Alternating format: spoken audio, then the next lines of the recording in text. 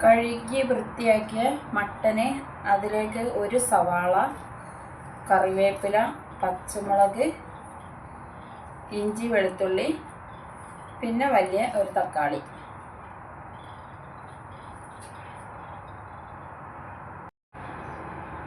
മല്ലിപ്പൊടി, മഞ്ഞൾപ്പൊടി, ഉപ്പ്, പെരിഞ്ചീരകം, പട്ട, പൂവ്, ഏലക്ക.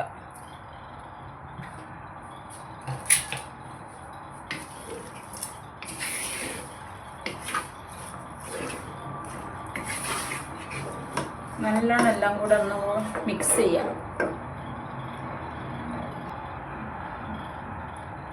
കുറച്ച് ഓയിൽ,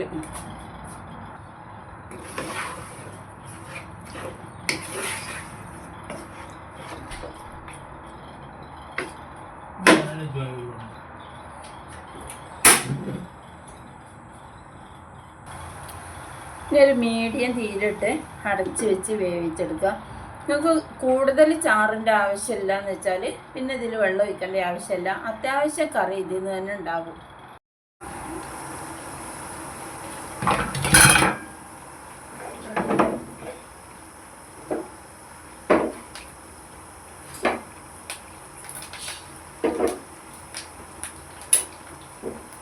ഇതിലൊന്ന് താളിച്ച് വയ്ക്കുക. കടുക്, കരിവേപ്പ്, സവാള.